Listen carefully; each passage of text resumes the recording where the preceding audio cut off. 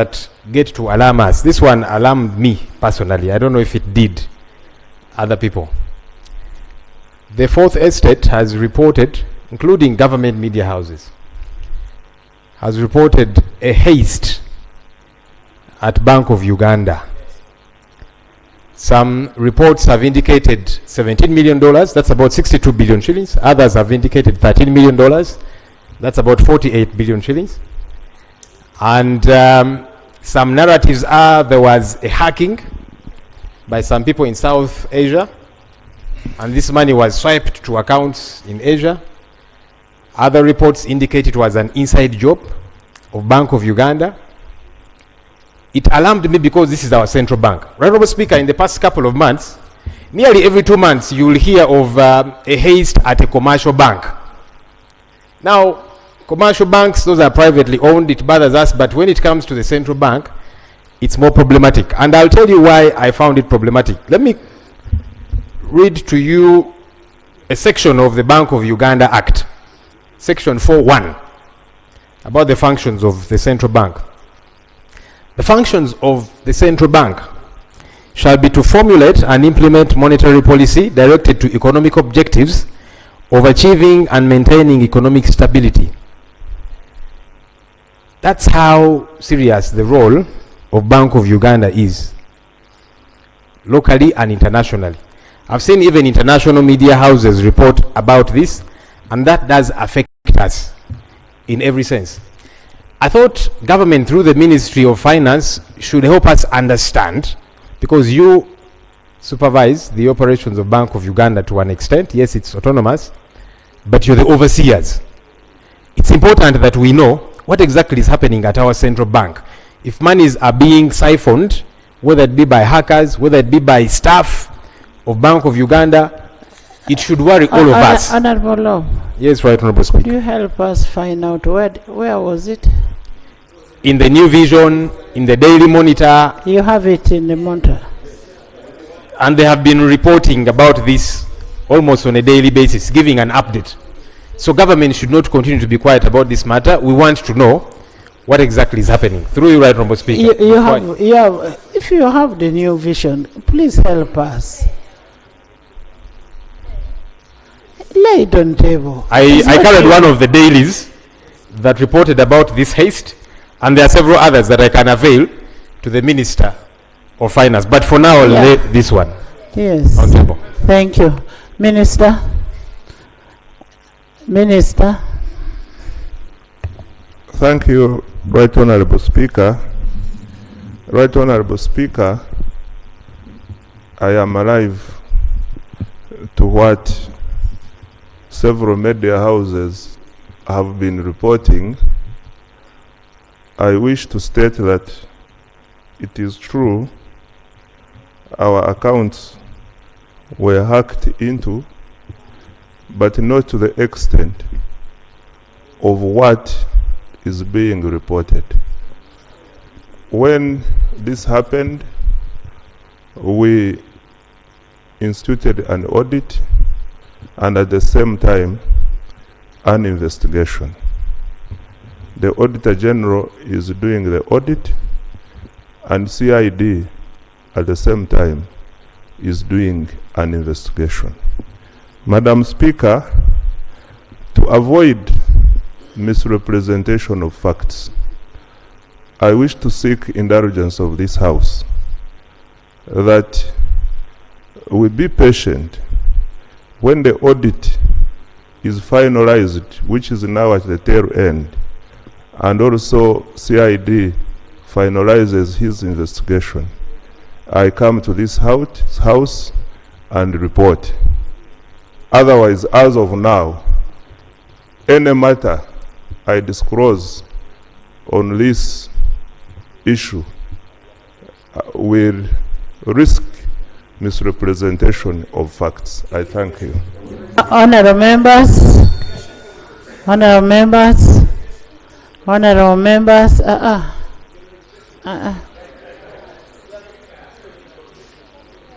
honourable members, the Minister is in agreement with what the Leader of Opposition is saying, but he says it is under investigation.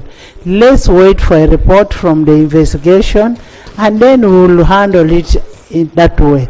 But we want to thank you for bringing it up, and the minister has clarified that it is correct. Honorable Speaker, I want to appreciate the minister. Rarely do they concede to some of these things, but government through the Ministry of Finance has conceded. Of course, now he has thrown things a bit off balance. So he's saying, no, it might not be entirely factual, even though there was a haste. That clarity should have come, because if he's saying these figures are wrong, what are the correct figures? However, he is talking about an ongoing audit. There's an How audit. long is it going to happen? When are we going to get a report as Parliament on this matter? Because you see, the reason we are insisting on this matter, when the network firewalls of the central bank are penetrated, it is something that gets to worry all of us. That's why we are insistent on this. Yes.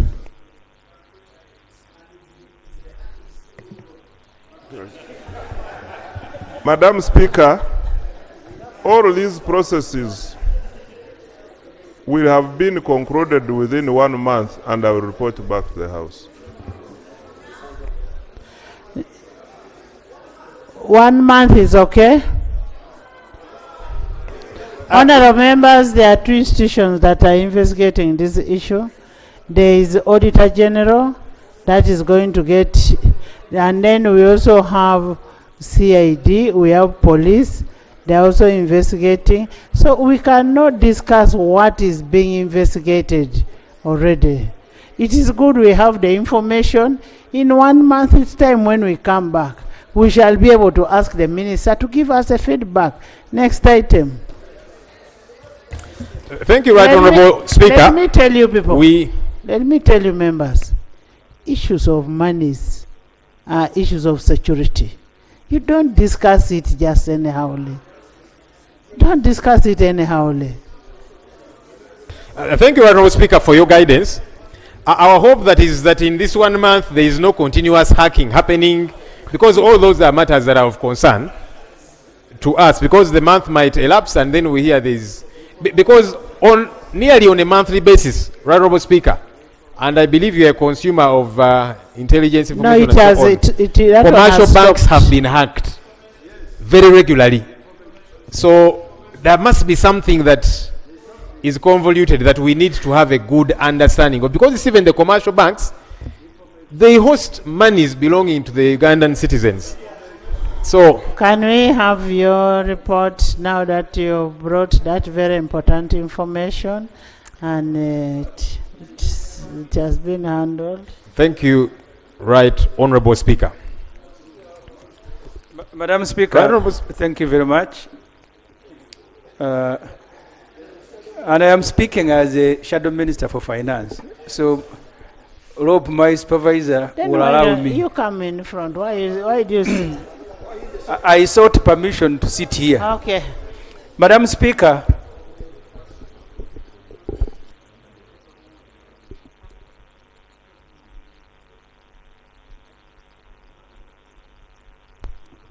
Madam Speaker, I agree with your guidance and the plea from the Minister of Finance. What a responsible government does is to issue an interim statement reassuring the public, disclosing what will not prejudice the investigations. A responsible government does not stand up in Parliament and say, we are investigating, we will not tell you anything. Because by you saying you are going to investigate, you are even carrying out an audit, you have actually admitted that you don't know. That's why you are investigating, that's why you are auditing. You share with the public on whose behalf you transact business, government business, on an interim basis, what so far you know and you think is not a danger. But you don't plead that I am not going to say anything. You see this matter.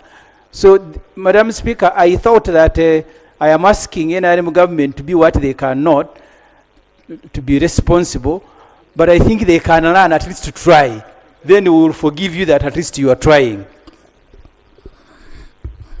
Honorable members, government is doing whatever it takes to stop that, whatever has happened, and there is not much that you can do. That is a human disaster. Honorable Musasizi. Laying of papers, item 4, proposal to borrow up to units of account 13,500,000, equivalent to United States dollars 18.09 million. Honorable members, can you? From the African Development Fund to finance East Africa's Centers of Excellence for Skills and Tertiary Education in Biomedical Sciences Project, Phase 1, Uganda Cancer Institute, additional financing. Honorable members, the money they are getting is for tertiary education, the biomedical science project, Phase 1, the Uganda Cancer Institute, and that is the money they are proposing. We are not saying we are passing. We are not passing the money now. The report has to go to the committee. The committee will make its analysis whether we should borrow or not.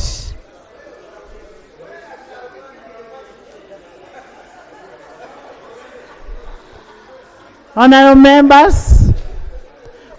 members, Article 159(2) of the Constitution of the Republic of Uganda requires that when borrowing is done, there should be an approval of Parliament, and that is in pursuant to Section 36, Section 39 of the Public Finance Management Act 2015, and Rule 159(1) of the Rules of Planning and Economic Development to table a loan request.